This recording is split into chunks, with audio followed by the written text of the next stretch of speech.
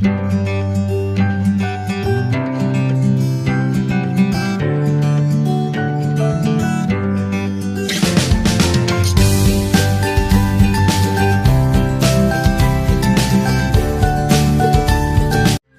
ini adalah contoh dialog pada iklan elektronik. Nah, sekarang coba, apa isi dari iklan di samping ini? Ya, adalah tentang pil PSP yang dapat mengatasi sakit perut. Nah, selanjutnya, apa keunggulan dari produk ini? Ya, keunggulannya adalah untuk mengatasi gangguan perut karena bakteri, makanan pedas, asam, dan gas. Ada di sini ya yang dijelaskan oleh naratornya. Dan satu lagi, ada kalimat mengajak di sini yang terakhir. Perut tidak enak, pilih yang benar. PSP. Nah, ini adalah kalimat mengajak pada iklan ini. Selanjutnya, manusia itu membutuhkan makanan untuk beraktivitas. Jika tidak makan, manusia tentu saja akan lemas. Manusia mencerna makanan menggunakan organ pencernaan. Makanan yang dimakan diuraikan dalam sistem pencernaan menjadi sumber energi yang dibutuhkan oleh tubuh. Nah, kemarin kalian sudah mempelajari tentang organ pencernaan pada manusia. Kita lihat kembali, kita ulas kembali. Nah, ini adalah organ-organ pada pencernaan manusia. Yang pertama ada mulut, kemudian ada kerongkongan, lambung, usus halus, usus besar, dan anus. Sekarang, urutan sistem pencernaan manusia. Kita ulas kembali. Yang pertama, makanan masuk melalui mulut. Setelah dari mulut, makanan yang ditelan masuk ke kerongkongan. Kerongkongan ini adalah penghubung antara mulut dengan lambung. Setelah itu, makanan yang ditelan tadi masuk ke lambung untuk dicerna dengan bantuan enzim. Nah, makanan yang sudah dicerna di lambung masuk ke usus halus. Di usus halus ini terjadi penyerapan sari-sari makanan. Nah, setelah makanan diserap sari-sarinya di usus halus, makanan masuk ke usus besar. Di usus besar ini hanya tinggal kandungan air. Nah, kandungan air ini diserap di usus besar. Dan sisa-sisa makanan yang sudah tidak ada kandungan apa-apanya lagi, itu keluar melalui anus. Jadi urutannya yang pertama adalah mulut, kemudian kerongkongan, lambung, lalu usus halus, usus besar, dan anus. Sistem pencernaan kita itu harus selalu kita jaga. Akan tetapi tetap saja ada beberapa faktor yang dapat menyebabkan gangguan pada sistem pencernaan kita. Apa saja faktornya? Beberapa faktor tersebut diantaranya adalah yang pertama, kurang asupan makanan berserat. Jika kita makan makanan yang kurang serat seperti kurang makan buah dan kurang makan sayur, maka kita dapat mengalami sembelit atau penyakit susah buang air besar. Selanjutnya, faktor penyebab gangguan sistem pencernaan yang selanjutnya adalah pola makan yang tidak teratur. Nah, pola makan yang tidak teratur ini dapat menyebabkan penyakit MAH. Dan yang berikutnya adalah makanan dan minuman yang tidak bersih. Makanan dan minuman yang tidak bersih ini dapat menyebabkan penyakit diare atau kolera. Jika kita senantiasa menjaga kesehatan organ pencernaan kita dengan makan makanan yang berserat, pola makan yang teratur, dan makan dan minuman yang bersih, kita pasti akan terhindar dari gangguan sistem pencernaan. Sekarang perhatikan iklan layanan masyarakat berikut. Nah, di sini ada 3 orang siswa yang sedang berbincang. Lihat apa yang kubawa. Wah, buah apa itu?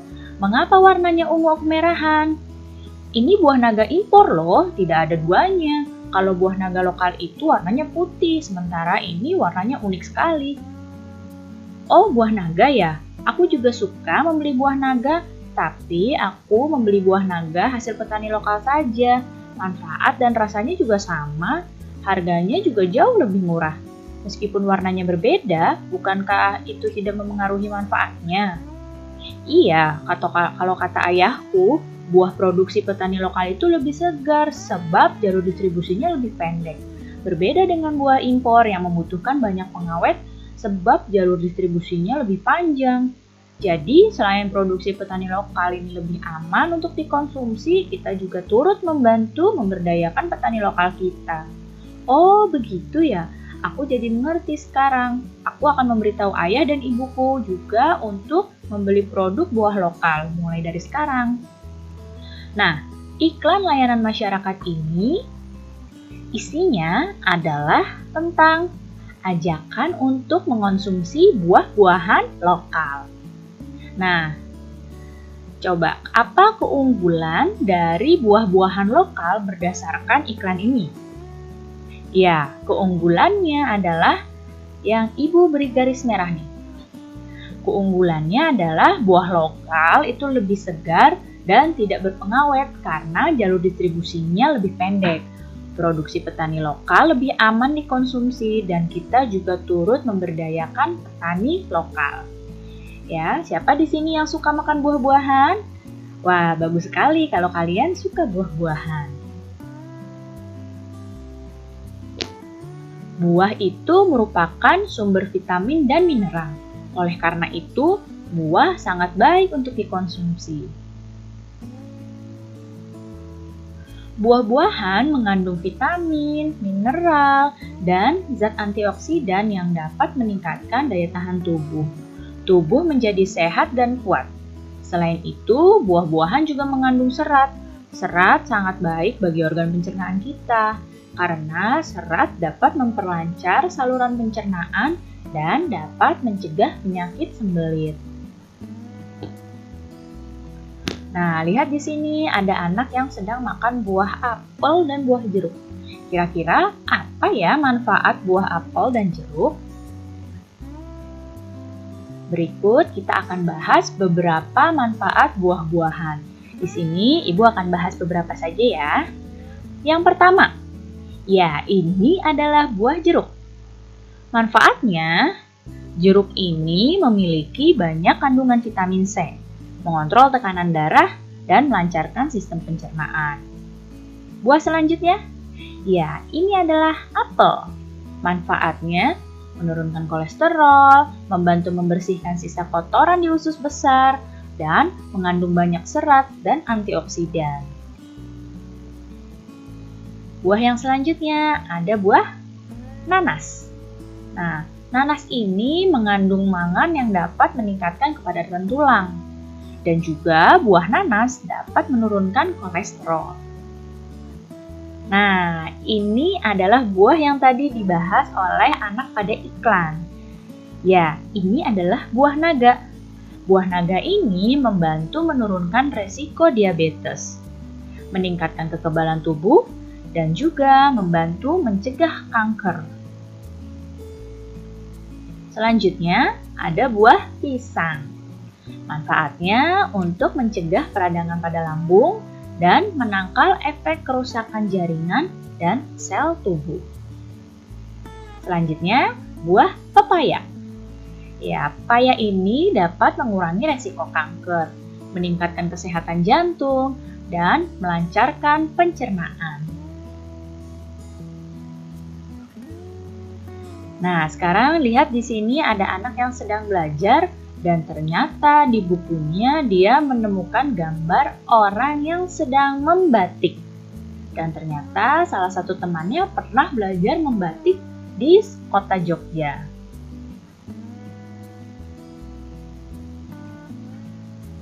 Batik itu merupakan contoh karya seni rupa daerah. Selain batik, ada banyak karya seni rupa lain di Indonesia. Nah, hampir setiap daerah di Indonesia itu memiliki batik dengan ciri khasnya sendiri.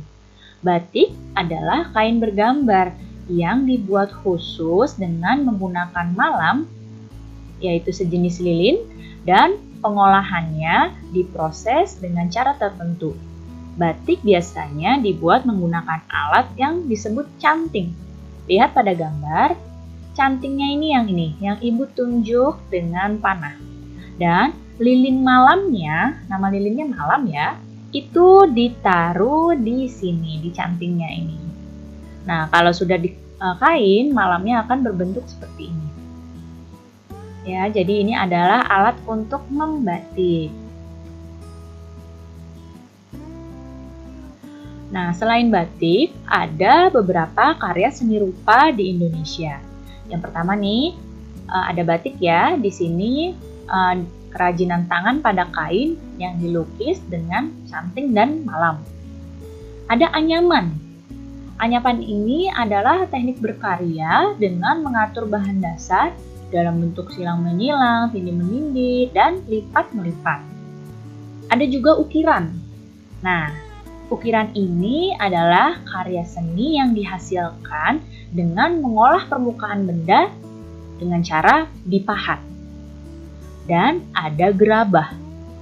Gerabah ini adalah karya seni dari tanah liat yang dibentuk sedemikian rupa sehingga dapat bermanfaat dan digunakan.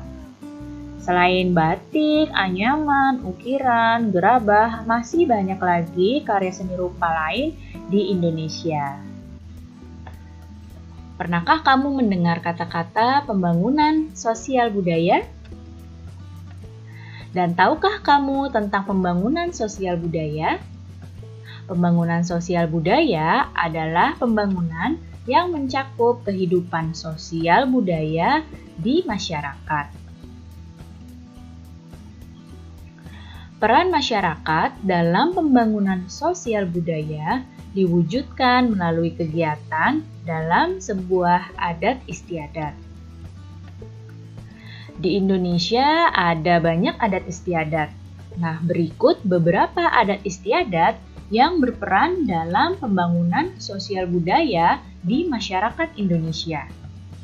Yang pertama ada adat istiadat Subak. Ini asalnya dari Bali. Subak ini merupakan organisasi yang khusus mengatur sistem pengairan sawah secara tradisional. Kemudian ada adat istiadat bersih desa. Ini dari Jawa Tengah dan Jawa Timur. Di sini masyarakat yang bersyukur atas panen dengan cara memasak nasi dan lauk pauk dalam jumlah yang banyak. Upacara bersih desa ini menerapkan prinsip kebersamaan dan gotong royong. Tanpa prinsip tersebut, upacaranya tidak akan terlaksana. Kemudian, ada adat istiadat Repong Damar. Ini asalnya dari Lampung. Merupakan sistem pengelolaan bekas ladang dengan pohon damar. Nah, ini adalah upaya masyarakat untuk menjaga kelestarian alam. Kemudian, ada adat istiadat pamali mancing ikan. Ini berasal dari Maluku Utara. Nah, ini merupakan adat sosial masyarakat yang mengatur pemanfaatan sumber daya pesisir dan laut, sehingga akan tetap menjaga kelestarian hewan-hewan dan ekosistem di laut tersebut. Beragam adat istiadat tersebut termasuk sebagai pembangunan sosial, karena dalam pelaksanaannya menyangkut masyarakat. Kegiatan tersebut termasuk pembangunan budaya, karena kegiatannya mengandung hal-hal untuk kebaikan bersama.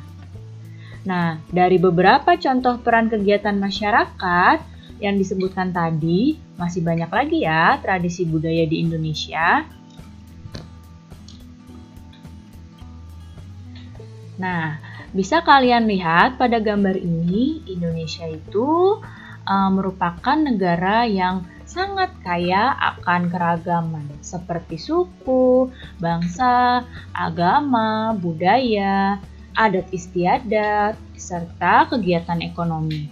Keragaman dapat kita temui dalam kehidupan sehari-hari, misalnya pada organisasi. Apa itu organisasi? Organisasi merupakan suatu pola hubungan antar individu atau anggota yang memiliki tujuan sama, ya. Jadi tujuannya sama.